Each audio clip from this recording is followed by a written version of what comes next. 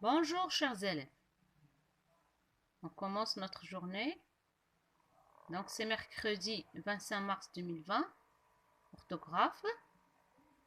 Le sujet du verbe peut-il se trouver après le verbe dans la phrase déclarative, donc sur la page 178. Avant de commencer la leçon, on va faire un petit rappel sur la phrase déclarative. On a déjà vu. Elle donne une information, elle raconte, elle décrit, elle explique. À l'écrit, il commence par la majuscule et se termine par un point ou des points de suspension. Suivez avec moi sur la rubrique Je réfléchis. Dans ce texte ci-dessous, les mots en gras sont du sujet et les verbes sont soulignés. Dans la grande salle du château, disait la légende, attend un trésor de 1000 pièces d'or.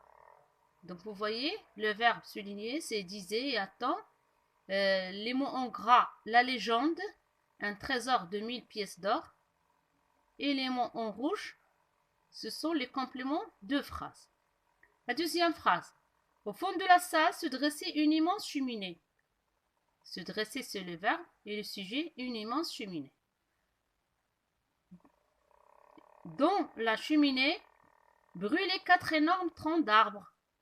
Donc brûler, c'est le verbe, et le sujet, c'est 4 énormes troncs d'arbres. Tout à coup sur la longue table au milieu de la pièce, apparurent cette assiette et cette verre. Donc le verbe apparure, c'est apparaître, et le sujet, c'est cette assiette et cette verre. Phrase suivante. Sur chaque assiette, grimaçait un minuscule lutin bleu. Donc le verbe, c'est grimacer, et le sujet, un minuscule lutin bleu. Le château est habité, murmura John. J'ai peur, gémit Hector. Donc vous faites attention aux mots en couleur verte.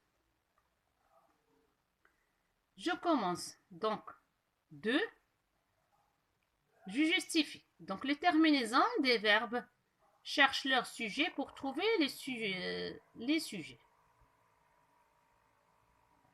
Donc, pour trouver les sujets, je pose la question que tu connais déjà. Qui, ou qui, ce qui, ou qui est ce qui. Et on justifie les terminaisons de tous les verbes. Donc, disait, troisième personne du singulier, le verbe s'accorde avec son sujet, la légende. Le verbe attend, troisième personne du singulier, le verbe s'accorde avec son sujet, un trésor. Et comme ça dans toutes les phrases. Donc, pour vérifier, déplace le sujet et retrouve l'ordre habituel de la phrase. Donc, je vérifie que l'accord sujet-verbe est bien maintenu. Disait s'accorde avec la légende de la même façon. On se demande s'il suffit de mettre le sujet devant le verbe pour retrouver l'ordre habituel à la phrase. De la phrase, pardon. Dans la grande salle du château, la légende disait un trésor de 1000 pièces d'or attend. Donc, maintenant vous voyez, je déplace le verbe dans l'ordre habituel. Je commence par le sujet, la légende, et après c'est le verbe disait. Le château est habité, John murmura. J'ai peur, Hector, Jimmy. Donc quand on déplace le sujet, il faut parfois faire d'autres déplacements pour trouver l'ordre habituel de la phrase. Il faut parfois changer la ponctuation ou ajouter une ponctuation. Il faut déplacer les tirets du dialogue. On commence par la première phrase. La légende disait que dans la grande salle du château, un trésor de 1000 pièces d'or attend. Ou la légende disait qu'un trésor de 1000 pièces d'or attend dans la grande salle du château. Donc, je déplace le complément de la phrase. Je commence par le sujet, après le verbe. Donc, déplacement du complément de la phrase et ajout du mot que. Au fond de la salle, une immense cheminée se dressait, et dans la cheminée, 4 énormes troncs d'arbres rougeoyants brûlaient. Tout à coup, sur la longue table au milieu de la pièce, cette assiette et cette verre apparurent. Sur chaque assiette, un minuscule lutin bleu grimaçait. Donc, je vérifie l'ordre habituel des sujets verbes. Pour les phrases suivantes, donc, c'est un dialogue, on dit le style direct, vous ne le connaissez pas encore. Jean murmura, le château est habité. Ou Jeanne murmura, j'ouvre les guillemets, le château est habité, je ferme les guillemets. Hector gémit, j'ouvre les guillemets, j'ai peur, et je ferme les guillemets, d'accord? Ou Hector gémit, j'ai peur. Donc, on a supprimé les tirets du dialogue, l'introduction du 2 points pour annoncer la prise de parole, passage à la ligne pour la prise du parole et reprise du tiret de dialogue. Sur la même ligne, introduction du guillemet. Donc,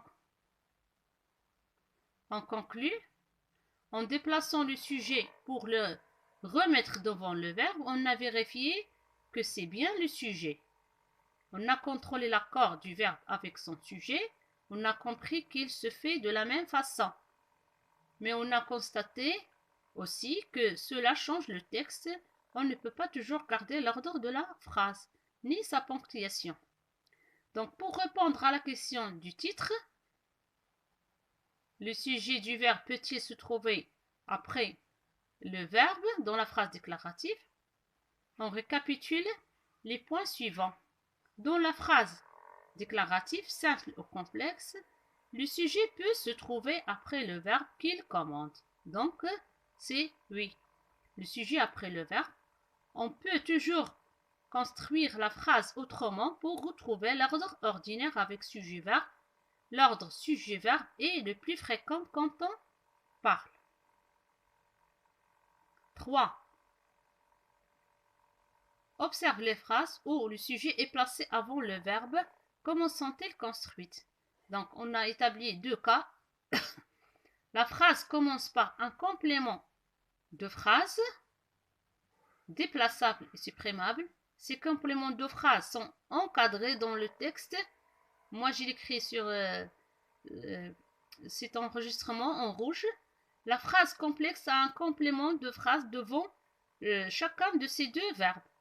La phrase commence par des paroles rapportées pour les 2 dernières phrases, introduites par un tiret du dialogue. Le château habité, murmura Jeanne. J'ai peur, Jimmy.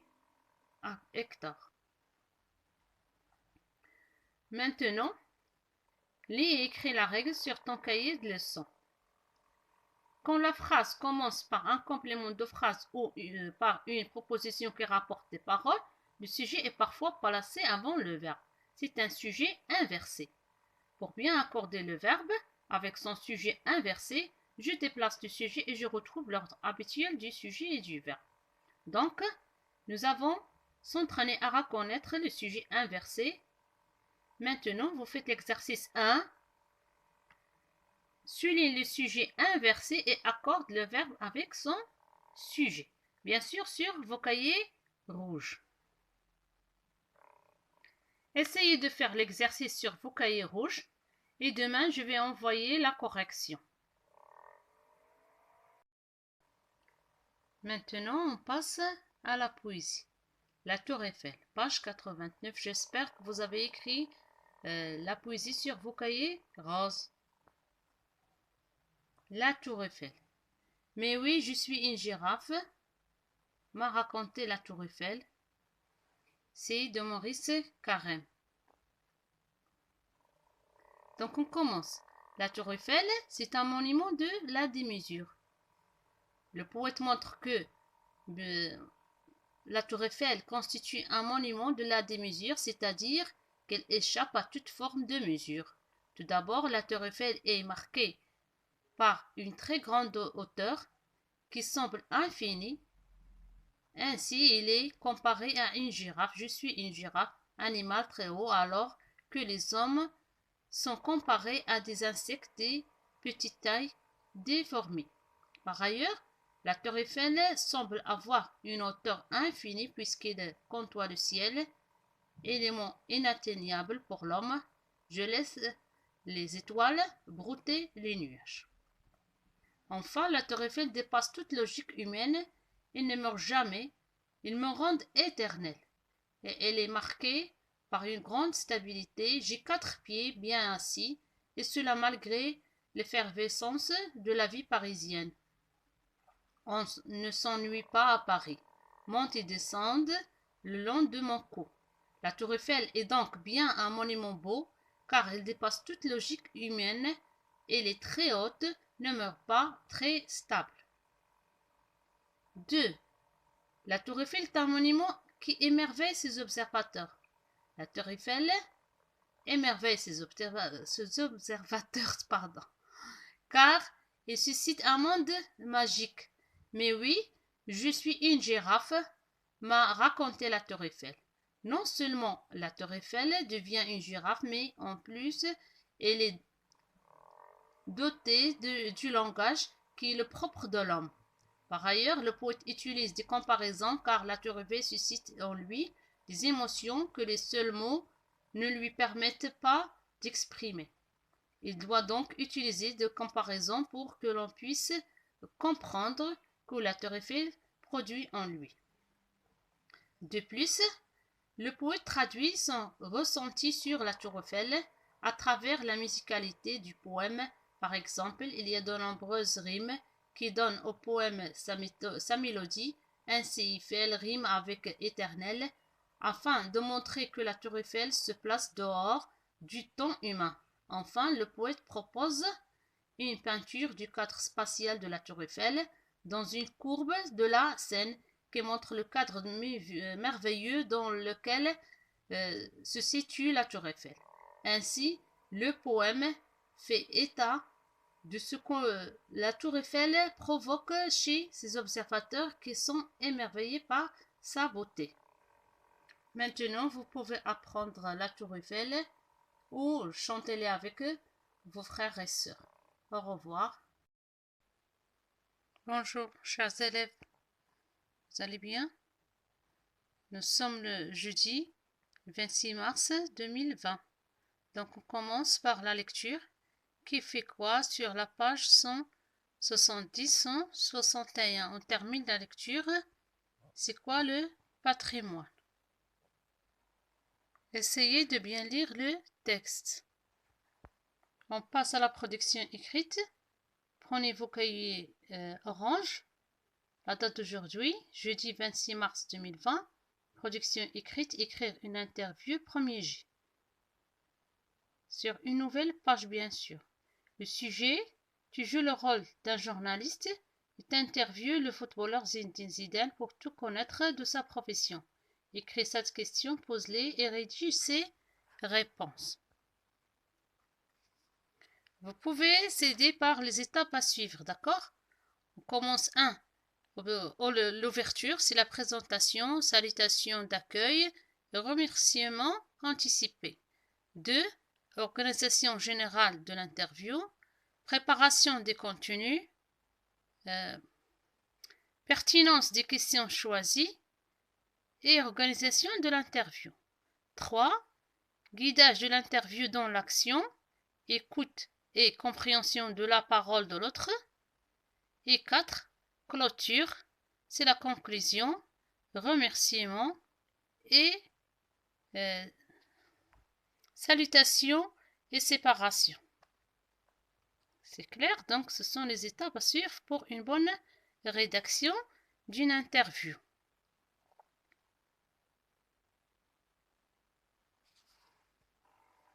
Et on continue par la correction de l'orthographe, la leçon d'hier.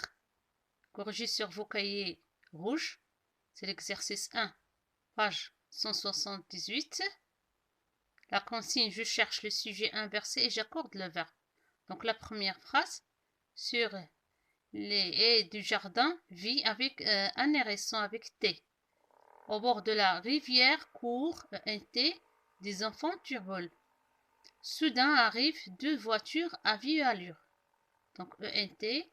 Sur le canapé dormaient ENT les deux chats de la maison. Bientôt, dès le début du mois de mars, au bord des chemins, apparaîtront les premières fleurs. La phrase 6. Quelle drôle de planète. Donc on a pense le présent avec E, pensa, passé simple, à, ou penser l'imparfait. Donc vous avez le choix des terminaisons. Rotok l'extraterrestre. Donc vous voyez, moi, je complète ou j'accorde le verbe, donc avec le rouge, pour bien voir. Et le sujet, je l'écris en gras et je le souligne. Vous pouvez souligner aussi sur vos cahiers et corriger bien. Est-ce que c'est clair? Et à bientôt. Au revoir. Bien sûr, pour la production écrite, nous avons déjà écrit je retiens jeudi précédent, si vous vous souvenez bien. Donc, essayez de bien organiser vos cahiers. Donc, on a déjà dans la page précédente, je retiens. Je lis encore. Une interview est une conversation, dialogue suivi avec une ou plusieurs personnes dans le but de les interroger sur leurs actes, idées, projets afin d'en publier. Son but peut être journalistique pour informer le public de son expérience ou son point de vue dans un domaine.